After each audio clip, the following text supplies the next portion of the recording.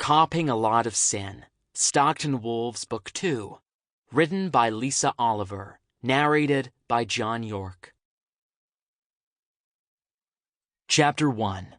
Shane stifled a gasp as the two men turned the corner into the shadowed alley, and Dimitri quickly surveyed their surroundings, trying to see what had upset his mate and partner. It was a murder scene, enough to turn anyone's stomach as a rule, but he and Shane had years of experience in law enforcement. Then the long blonde hair escaping from the sheet covered to preserve the dead body registered, and Dimitri took a subtle sniff.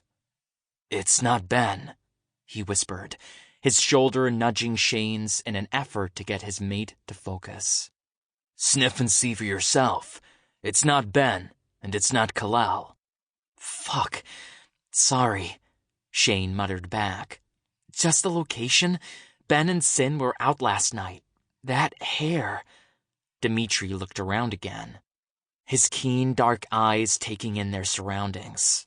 The alley was nowhere to write home about. Dank, dark, overflowing dumpsters against brick walls, and the stench of rotting vegetables and stale urine. Wasn't the first time they'd been called to a body in an alley, and it wouldn't be the last, most likely. But Dimitri could understand what had Shane concerned. This particular alley backed onto Leathers, a local BDSM club, and one where Sin, Ben's partner, had felt most at home until he'd taken up with Ben. "I doubt Sin ever brings Ben here. He cares too much for the boy," he said, keeping his voice low as the two men moved closer to the body. "Let's just get the job done. Find out what we're dealing with. Something feels hooky about this." Shane nodded, and Dimitri was pleased to see his partner had already slipped into the efficient professional mode he was known for. Leaving Shane to talk to the officer in charge of the scene, Dimitri knelt down by the body, carefully pulling back the sheet. It took a lot of control for him to hold in a gasp of his own as he took in the features of the flawless, young, and very dead face. Moving slowly, Dimitri raised the rest of the sheet about a foot from the torso, searching for any obvious signs of death. The body appeared to have been displayed. There was no way anyone in the throes of a natural death would have their hands placed one above the other on their chest.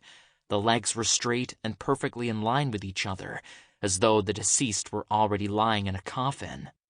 But no mortuary technician would have left entrails curled up in exotic patterns atop a torso covered in blood. While there wasn't a mark on the man's handsome face, from the neck down there was nothing but carnage. Dimitri said a small prayer to the fates, hoping the man had at least been dead before his insides had joined the outside world. "That's not a random arrangement. It's as though someone has left us a calling card, a message of some kind. I could swear I've seen something like that design before," Shane said quietly, appearing over Dimitri's shoulder. "Look at the face," Dimitri muttered under his breath, knowing Shane would hear him. Shane's curse, still under his breath, but clearly audible to him, let Dimitri know that his partner had seen the connection. "We need to—" But whatever Shane was going to say was swallowed up by the arrival of the ME, Brian. "Another messy one," Brian said shortly as he squatted next to Dimitri, peering at the mass of flesh still visible under the raised sheet. "Can't you guys call me in on something simple for a change? A little less—" He waved his hands over the gruesome display. "Dramatic?" "You'll live for the dramatic," Shane said with a laugh, although there was no humor in his outburst. "No, don't," he added quickly when Brian went to turn the body.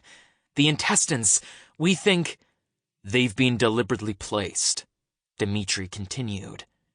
"Surely the photographs would be enough," Brian said, looking at Dimitri with a frown.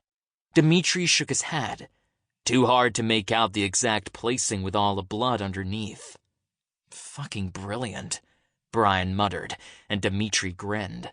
The ME was normally a quiet, unassuming human with a body that showed all the signs of a quick descent into middle age. He had a keen mind, though, and an instinct for the unusual. Sample complete. Ready to continue?